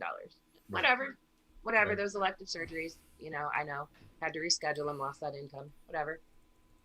I mean, you can tell by the tone of my voice, I'm sure, how I feel about the fact that they got to take that money and get our small businesses. We're with you. We're Republicans, but we're with you. That could have been. We should have closed Lowe's and had Ellery Now and bars be the only people open. Could you imagine? Thompson's. And Thompson. Could you imagine? Right? Now, I can understand why individual places that only have one specific service would close in favor of leaving something like a Lowe's open, because it's fewer cross-contaminating. I get that. But like Ellery now and bars, Right. they're a full service place as well. Right. They could have been open. I Like, know yeah, a friend who has a carpet store, and he was furious because Lowe's was open and his carpet store was closed. Didn't make any sense. So I'm very pleased And they to should hear have been that- allowed to do like appointments. Right. They should have been able to be open and do it by appointment. You know, we have, and I'm going to forget all of them, so I'm not even trying to name everybody off. Right. So healthcare for Rob before he pulls his hair out. No, I know it was an issue that's important to you, so I just wanted to give you a chance. Well, we don't have a lot of time. Part So of our Royal Bill of Rights. So I'm going to put this out here right now. I did just look at the time. I'm happy to come back and talk about. No, we can extend issue by it issue anytime. Todd is the master here. We could extend it if Todd says it's okay, or Yeah, Rob I'm says just it's okay. going to leave that in your box. Okay. If you have a time slot to fill and you want to expand Right. on one specific issue, I'm happy to So- come and talk anytime. So go with healthcare. Just as a scheduling note, there is a commitment for me later on. So if we can go a couple of minutes after 5, that'd be great. Yes. But there's something called the Bridge Rivalry going on tonight. They moved it from last night to tonight, and we're actually broadcasting that game later. So if we want to go a little bit after 5, that's fine, and then we can have Ms. Waldman back at a later date as well to continue the conversation. No problem. Healthcare. And then maybe at some point her opponent would like to show up. Mm-hmm. I'm not going to hold my breath. Okay, healthcare. So healthcare. We need to be able to have access to affordable healthcare. Mhm. A big issue with, the UPMC getting this money is the cost of emergency care. And this is a pandemic. We can't get into our doctor's offices. If we can't get into a Med Express, where are we going to go for care? Emergency room. It's in addition to their normal volume, Mm-hmm. right? Right. I don't know if you've actually looked at an itemized bill from an emergency room. Have but you a ever bag gotten of one? saline- Have you ever It's gotten like- one? yeah, because They don't give them to you. you can ask for it. You have to Yeah, demand you it. know what I mean, though. It's not a pleasant experience either Yeah, side of you can ask for it, but boy, is that you rough. can get it. Go ahead. But it can cost anywhere from $400 to $700 for a bag of saline. One bag of saline, salt water in the bag, in a pretty clear bag. I mean, it's fancy and big. It's huge. I can't justify the cost. Right. Um, Neither can we. Would you, if I may, real quick, is there someone whose healthcare position you kind of look up to or would model yours after? Maybe a Bernie Sanders type Medicare for all, or is there another Democratic politician you look at and say, yeah, they got the right idea on healthcare? So I would love to see Medicare for all because I actually work for a Medicare contractor. Okay. However, I acknowledge that this is America. And as soon as I tell someone you must take this, I'm going to find a number of things. One is a potential gun in my face. No, I'm not. Mhm. Another is, no, that's the worst idea. I'm an American. I can make my own decision. Right. I agree with that. But I think that this needs to be an option. This needs to be something people can buy into. And I use myself as an example on this. I have great insurance. I love it. I'm lucky that I have a company that supplies the kind of insurance that mine does. Now it's a federal contractor, so of course they're going to offer this. If I had the option to keep my current insurance or to buy into Medicare, I'm going to buy into Medicare because Medicare keeps the cost of healthcare down. There are fraud preventions in place. There are so many additional avenues, and they can look at that $4,000 to $6,000, $8,000 bag of saline, or 100, I'm sorry, and they can say, yeah, dude, we're only going to pay you $95 for it because seriously, no. It costs $5. It costs you $5. You have all this overhead in the hospital. Here's what you get for it. It's the same with prescription drugs. I have MS. I've already been very open about that. I'm open about that everywhere. My medication, it's like $9,000 a month. But you know what my medication costs in every European country that have been using it for 40 years. $1,200 a year, $1,200 for a whole year, $100 a month. And my insurance company getting charged $9,000 a month. Medicare's like, nope. You can charge whatever you want for that. Here's your coverage. And bonus, Medicare says, we only going to pay $100 for that. They pay $80, and me, the patient, I pay $20. They can, right now, what they're charging, maybe my insurance company says, yeah, we're going to pay $500 of that $700 bag of saline. The rest is on me. Even if it were split exactly 90-10, that portion of that full cost is still more expensive to me, and it's not through Medicare. Do I agree with telling everyone you must take this exact specific type of insurance? No. Do I support the ACA? Oh, 100%. I think every single American should have insurance. Do you think you should have it right now? It's through the insurance company of your choice. You get to go on and you get to find it. Your employer is supposed to be providing that if you're working. If you think that there should be a sort of Medicare for all option, so just to be clear, you're not saying that you're saying people could keep their private insurance if they wanted, yeah. Correct? Okay. Yeah. If you think that option, right, if that option should exist, would you be willing to admit that that will cost more taxes, and you'd be willing to increase taxes on people for that? No.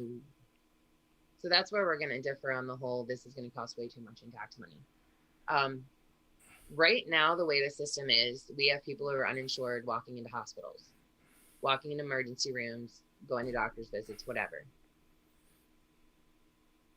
They're not being refused care. They're sick. They're in need. They need care. What happens with that bill? It doesn't get paid. How many times does that add up? And I can tell you, I have a slew of medical bills, and I can't afford to pay all of them off. I a little tiny bit at a time, but I'm doing that. But some people don't even have that to do. Mm-hmm. Our taxes are going up because that's increasing the hospital cost. It's increasing overall cost. But you think that so if we can cut that cost down, we can save taxpayer dollars. We can save just individuals money on picking up their prescriptions, on their health insurance plans, on the cost of services, where they're actually getting paid what it should cost them, not some exorbitant fee. And it's the same with itemizing a bill or asking, what's this going to cost? Like hospital comparing. We don't get to hospital compare because the same hospital, depending on what insurance company you have, that determines what they're going to charge you for the service, because they know what they're going to get from each different company. Right. So you believe in competition? Yeah, I do believe in competition. So if I could just believe that the results will balance it out, and we're not going to see a spike in taxes. And no, please don't say that I'm a Democrat and I just love raising taxes, because there couldn't be farther from the truth. No, we're okay. So just to be clear, 9 minutes or so. So are you saying that you would push for a public option, but you would not push for it if the only way it was possible to raise taxes? That's your position? I'm saying that there are so many other ways, and it does not have to increase anyone's taxes. It can be a self-fulfilling. Carl, okay, so my question to you is, do you believe that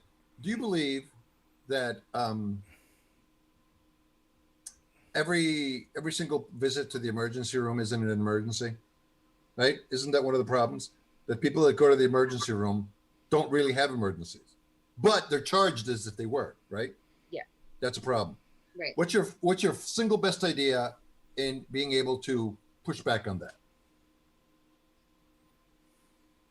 How do we make hospitals, like, why can't the hospital just send those people to emergency care instead of the emergency room, right? Does that make sense? Have you guys had a recent experience where you went into the emergency room for No. whatever reason. No. Yeah. Yes. Okay, so when you got there, was there a list of protocol you had to go through, and did you have to answer the question, how much water did you drink today?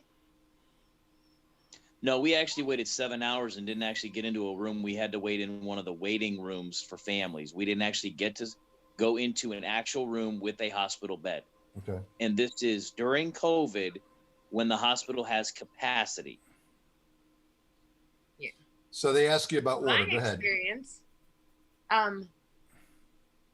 when I was diagnosed with MS, it was because it exhibited as if I was having a stroke, like a mini stroke. So I tried to talk. I fell off of a desk in my office, which was hilarious. If anyone knows me, I'm just normally clumsy. No one's ever called me Grace intentionally. So I fell off, and I'm laughing, and my coworker went to help me up, and they're talking to me, and I'm answering. And I see this look of horror on everyone's face. My words didn't come out correctly. This was before I knew, MS, obviously. So we called my sister. She came. She took me to the hospital. They tried to hook me up to an IV bag and tell me that I was dehydrated. Remember the famous bag of saline? Yeah. And it didn't matter. They have a list of protocol. So they'll ask you this series of questions, and they have to do these certain things in this specific order, because this is what some administrator or some insurance company says you have to do first. Right. What happened to relying on the knowledge of my medical professional? Right. Where's Dr. House? That's what I mean. So there are so many extra steps in the way. Right. That's one way to lower the cost. And for people going to an emergency room, a lot of people that show up in an emergency room, they're sick when there is nowhere else to go. Right. Right. Is there some way that As opposed to being an have, emergency. Right. Yeah. Couldn't our hospitals start changing the way they do things? Wouldn't this be an idea for them to expand their own business? How would you use your position? Like emergency animal hospital type thing, but maybe you have a 24-hour office open, from 5 p.m., not even 24 hours, but 5 p.m. to 6 a.m. You know what I mean? Why doctor's offices are closed. Why can't they have like a different area in the hospital, okay, that when you first go in, if you're not bleeding, you don't have a broken bone, you're not as funny looking as Robert Knorr, they sent you to this other place where, okay, you're not an emergency, you have a headache and you're not feeling well, but it's not an emergency. Triage. My femur is broken, that type of stuff. Because I think that's what's needed. What would you do? And because I really want to move on to taxes, what would you do as a representative? Just give us an idea of what you would do to try to ameliorate that situation, because the costs are astronomical. I'm not an expert by any means in healthcare. I do work for Medicare. I do see how Medicare itself works. Okay. And that's just Medicare Part B. It's not, there are 4 different types. I'm not going to bore everyone with all that. Right. But it's one specific type that I am familiar with. And I'm by no means an expert. But a conversation like this needs to happen with people who actually are experts.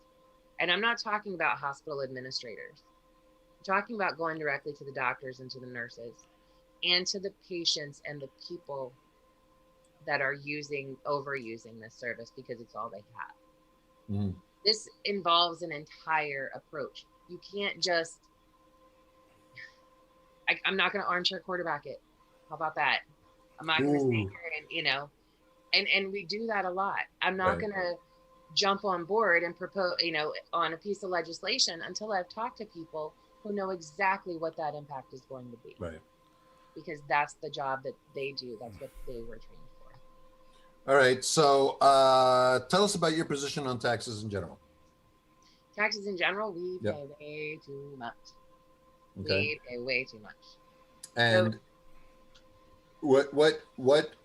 what specifically would you like to see changed, and what specifically do you like with respect to taxes? I want to see taxes go away. That's me living in a pipe dream. It's not gonna happen. I do understand that, right? We Mhm. all have the same goal to not have to pay, right? We all have that dream. I should say not goal, but a dream. So the biggest issue that I hear locally here is our property taxes. Mhm. And I know that there have been a couple of pieces in the Sun Gazette specifically related to property taxes. Mhm. And what I would like to point out with property taxes is that property taxes are our only progressive tax. Mhm. I don't know if you know where I'm going with this, Carlos, but you should. Who famously supported progressive taxes? Thomas Jefferson and James Mhm. Madison. Right. Okay. There were founding Right. fathers. Right. Right. And they supported that because they didn't want the establishment of a permanent upper class. Like Right. that was one of the biggest reasons they supported this tax. Property taxes are the only progressive tax in Pennsylvania. Right. Currently, we have a flat tax rate on our income tax and on our sales, and that's a regressive tax. So that regressive tax, it actually disproportionately affects working middle and lower class people. That's just how the tax works. It is a flat tax. Everyone pays that same percentage out of their income. But just as an example, someone who's making $20,000, they're paying $614 just in their state income tax alone. Mhm. Someone who made $200,000 at that's 3.07%, they're paying $6,140. That's their state income tax, Mhm. right? Now, if you look at the other side of that low income person that's making $20,000, they have $19,000 left. That person that's making $200,000, they have $193,000 left. Can you see the difference in buying power that each of those individuals would have? So it enables the person with that most income and the person with the lower income. They're not equal. They're not being taxed equally. Even though it is a flat tax and everyone thinks a flat tax is perfect and it's equal across the board and it's wonderful, it's regressive. And it takes away the buying power of people with lower income. So What- would you then be in favor of a system where we phased out an income tax and increased property tax to make up the difference? No. My God, no. Okay. I support lowering our property taxes. I support our state and our budget actually funding our school districts at the level that they used to. I also support lobbying as legislators in a state, our own elected officials at the federal level, because we have unfunded education mandates that need to be fully funded. Every time the budget cuts hit education, those costs don't disappear. They're still there. And if our tax revenue isn't being used in our schools, an additional tax burden falls on us, the property owner. Well, and I just want to say, I know we're running out of time, but it does seem like a lot of people seem to look at it like this. If you're for lowering taxes, that eventually means you have to lower programs. If you're for increasing programs, that eventually means you have to increase taxes. Are you saying that you would be able to keep and continue to fund even more programs that we see, such as education programs, but you're still going to lower taxes? We need to balance our funding. I can't say that I'm going to lower property taxes. I'm not going to sit here and lie to anyone.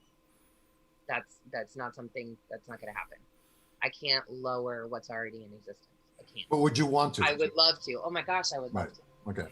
If I could ever find a way to lower the tax burden on the taxpayer, that would be my first. In a responsible way, right? Yeah. Todd has a question. But it's just not possible. But And it touches on some things you've just talked about. The largest school district in our area is the Winchport Area School District. They have the largest operating budget in the area. So, of course, it's a tax question. It's a school question. But in Carlos's introduction of myself, he mentioned the Myrtle Beach story, and you were nodding I'm assuming you have working knowledge of the story and some. I have followed your reporting of the story, so glad you brought that back up because I wanted to thank you for your reporting on that story. I followed your reporting. So to that point, as a potential state representative, there are any number of issues that have been raised in this case, but specifically what I'd like to ask you about is the idea that this story is wholly about kids, right? Kids' behaviors, and then the grown-ups that we entrust to look after our children, for all intents and purposes, have failed in this case, inexplicably failed. As an elected official, what would you do to advocate or to bring legislation forward to bolster what was already done after the Sandusky scandal on the child protection laws, and then moreover on the right to know law? Because there are still loopholes in the right to know law that are allowing districts to obfuscate and hide and everything else. So what would you do with your working knowledge of that story and the reporting that's been going on as an elected official to make things better? So I had said towards the beginning of the show that there's a lot of legislation with loopholes. We don't throw legislation out, we close the loopholes. It requires paying attention to what's happening in the community. Each of us is responsible for knowing what's happening in our own communities. And each of us is responsible for calling that behavior out. I haven't seen it called out by anyone outside of who's been on your show. Right. Our child protection laws, they're a joke. They're absolute jokes. I'll just bring up Samaria Motika. I'm butchering her last name, I know it. But the Samaria case. $25 fine for locking a child in a car to die. $25 fine. You get a $1,000 fine for locking your dog in a car for it dying in heat. There is so much work to be done. Yep. Closing the loopholes is one, but putting actual mandatory sentences in place for these crimes, there's another. I do fully support our criminal justice program. I support our police. They need to have the ability to actually enforce a law. These people who accidentally or not accidentally hurt someone or hide that they hurt someone, that should come with mandatory sentencing. Absolutely. That should come with mandatory timelines. I think that the schools, they should have a mandatory reporting period. From the moment someone walks up to you to report something, you have to do this. And as soon as it's found out that you did not immediately go to the authorities with it, maybe you went to administration instead. In the Sandusky case, didn't really make it past wherever it made it to. It didn't make it to who needed to know. Right. Each and every person that blocked that information from getting to the authorities should also be named in these suits as well. Yeah. Hear, hear. Maybe if there's actual responsibility, maybe if everyone is held accountable, and maybe if there are consequences for not doing the right thing, for, oh, that's my buddy, or right. I went to high school with, or this is a small community. Of course we all know each other. It should never excuse behavior for not coming forward. It should never be more important than the life of a child. Yeah. Amanda, we have very short time, so I'm going to give you 2 minutes on your very best ideas on restoring Main Street. And then I'm going to give Robert a final question, Todd a final question, and I'll have a final comment. And then you will end it by giving your very best pitch as to why Republicans should vote for the great Amanda Waldman. What do you think of that? If I may, I'd like to use what I just asked her as my final question, if that's all right with everybody else. Okay. Sounds good. So, restoring Main Street, best ideas, go. Literally putting the money back in the hands of people, getting people back to work. If we can reopen safely, we reopen every business that we can reopen safely. If it means that you have to schedule appointments for certain businesses, like we were talking during the shutdown with carpet studios and flooring businesses, then fine, so be it. But they shouldn't be completely shuttered if they can operate safely. that's getting Main Street back up and running. We need to put some of this additional CARES Act funding back to these small businesses who didn't get it the first time. We need to look at that whole process. Who's got the money? How did they time out? Do they need extra help with filling out the application? Because there was a lot of confusion on those applications. Right. So those are just a couple of my ideas with the. What's your best idea on exploding growth in our small community? We need to legalize marijuana. It is here.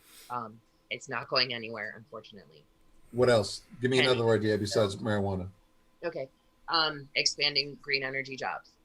There are so many green energy jobs. They currently employ 104,000 people in Pennsylvania. There's no reason that Lycoming County can't pull those businesses in here to expand as well. Rob? Yeah, so just to wrap up, again, thank you so much for being here. I think it's very admirable that one of the things you said that when I ran, it was the same thing. I think you've exhibited you're willing to talk to people even that maybe traditionally wouldn't vote for you. And I think that's one of the most important things as a representative. Unquestionably. My final question is just, even though he's not here to defend himself or give comments on this, that's his problem, not yours. So I just wanted to give you a brief chance to say, what's the biggest difference between you and your opponent, Joe Hamm, that you think why people should vote for you as a difference between you and him? So the biggest difference is that I'm already responsive to constituents. As everyone here knows, Mr. Hamm is a current elected township supervisor in Hepburn Township. He's also the borough manager in Jersey Shore. I am a nobody who decided one day in February she was going to run for office because she's tired. She doesn't want to be lied to anymore, and she's tired of people acting like small children on TV and not doing the job. Not talking to me, not listening to me, not listening to my neighbor. I'm fielding calls from those constituents, from Hepburn Township residents, from Jersey Shore borough residents. Why? Why am I a candidate, the one they're reaching out to? Why am I the one knocking doors? Why do I completely understand that I don't deserve anyone's vote, that this is something I have to work for, that I have to earn your vote, and that I'm willing to earn your vote. I'm willing to work, regardless of party affiliation. I don't care about party politics. To be quite honest, I'm much more of an independent than that. I cannot be pegged by a Dem. Yeah. This is our job. And if you cannot do a job that you've already been elected to do and you've been serving in for a few years, why do you think you deserve everyone's vote? And why do you think they don't deserve to talk to you and to hear you on this? Why is he not here to present his ideas? Why does he think he deserves to be elected? That's the biggest difference between us. I am willing to have any conversation and I am willing to come to a compromise. It's a matter of matching ideas. But if I don't come out and talk to people and I don't come on and talk to you guys, what other opinions am I getting? What other ideas am I hearing? And what am I compromising on? Right. I'm not dragging my feet. I'm not sitting in the dirt. So I'd like to thank you for coming on. Thank you. I'd like to thank you specifically for allowing us to interrupt you at will. But I think you understand that the process of debate and engagement is an interrupting process. Yes. Okay. And it's never about respect or disrespect. If we didn't respect you, you'd never be on. So I thank you for allowing us to interrupt you. You're a sport, and you have shown that you're a great American, and you've represented Hughesville and that area of the district handsomely, and we appreciate your courage, and we appreciate you taking the time. And Todd, any final thoughts? Looking forward to another visit. Yeah, But it absolutely. won't be between noon and 4 next Saturday. That's for sure, because she and I both already have other plans Yeah, in other we're already. locations. So who are you guys playing? Like Toledo? Oh, no.